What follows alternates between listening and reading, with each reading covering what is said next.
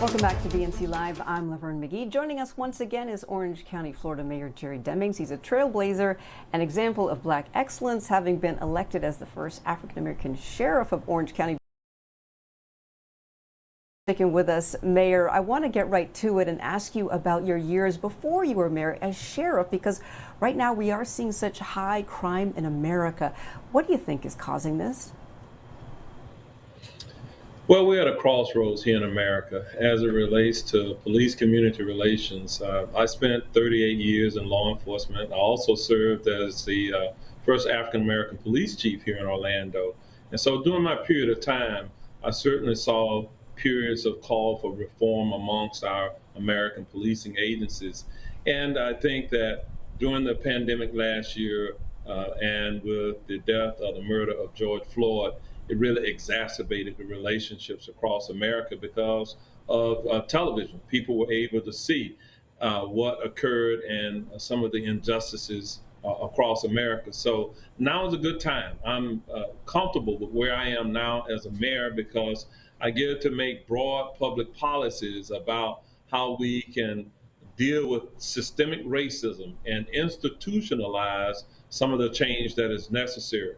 At the same time, I do have a healthy respect for the job that law enforcement officers do. It's a risky, dangerous job. Finding the right balance where they are, I believe that that requires the agencies to be reflective of the diversity of the communities that they serve. And so it creates a bit of a challenge, I think, to get good, brave men and women who represent the broad diasporas of the different cultures here in America. But we are improving here. Broad changes within how we fund housing and healthcare initiatives, as well as education and other social issues here within our community. Speaking of funding, are you okay with defunding the police? Let me tell you, I think that's an ingredient for failure because of my many years of policing many different communities, but certainly when we talk about communities of color, those are the communities that really demand and deserve to have the best policing anywhere because oftentimes because of systemic racism they have high levels of crime. It doesn't mean that everyone who lives in those communities are engaged in criminal behavior because that's certainly not the case. I'm a product of a community, a low income community, but I had hard working blue collar parents who raised me to get an education, and I've been able to live the American dream. So has my wife, who has a similar background, who now serves in the United States House of Representatives. But I believe that when we have been the heads of various law enforcement agencies, we have been in a better place to be able to effectuate the type of change in policies and training and hiring and supervision that is necessary to have the type of desired outcomes one will have, and that is low rates of use of force on anyone within the community, but certainly people of color. Mayor, I do want to get back to your better half, if I can call her that. You mentioned her. She is Congresswoman Val Demmings, of course, and she's also former law enforcement. She's actually running for office again, running against Florida Senator Marco Rubio. Can you tell us about that? And also tell us about that in relation to this whole issue of voting rights in America. We're seeing a battle here over making sure that minorities and everybody's voice is heard when it comes to voting. So talk about your wife's run for office. It is important that every person, every demographic in our nation has the opportunity to have their voices heard. And one way to ensure that is to elect people who represent the broad diasporas that I mentioned. My wife is a hard charger. She's a go-getter. She leads with both her heart and her mind. As a former Orlando police chief herself, a member of Congress serving in her third term now, she is running for the United States House of Senate, actually. She serves in the House, but she's running for the U.S. Senate at this point in Florida. I believe that she's going to be a formidable opponent. My wife is doing extraordinarily well Of course, you've probably seen some of the write-ups about her, but she has been able to raise funds across the entire nation from all 50 states.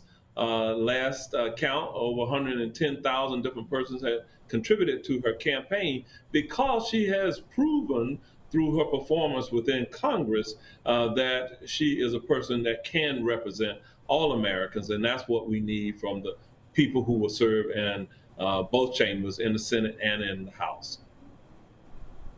That's a tough race she's running, but she's highly regarded. She was on the short list of potential vice president candidates under President Joe Biden.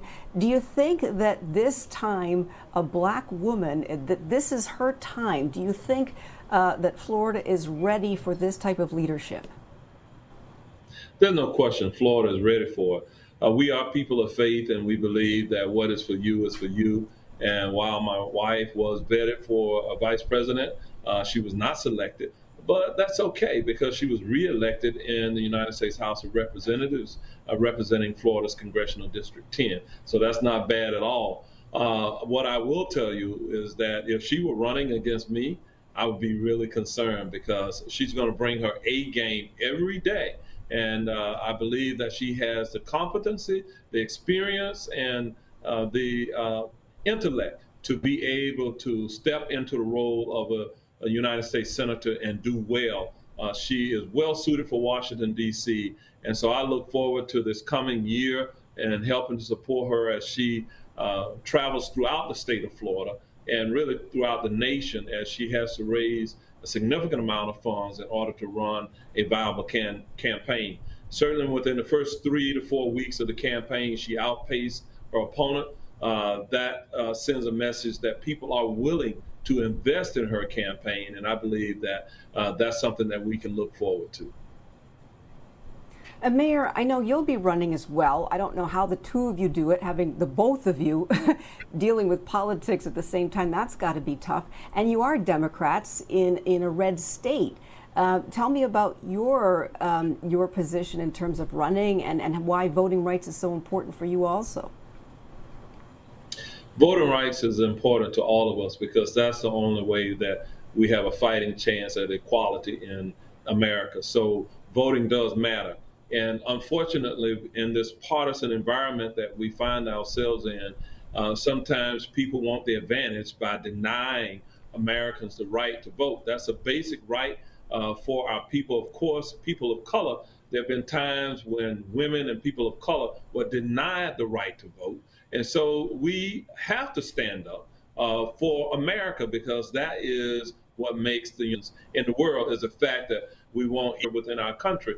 Yes, I will be running for re-election in 2022 myself, but it'll be probably the fifth time that my wife and I have been on the ballot at the same time. So we work through all of that. We are a family of service, and so we love serving our community, and we look forward to the challenge of campaigning.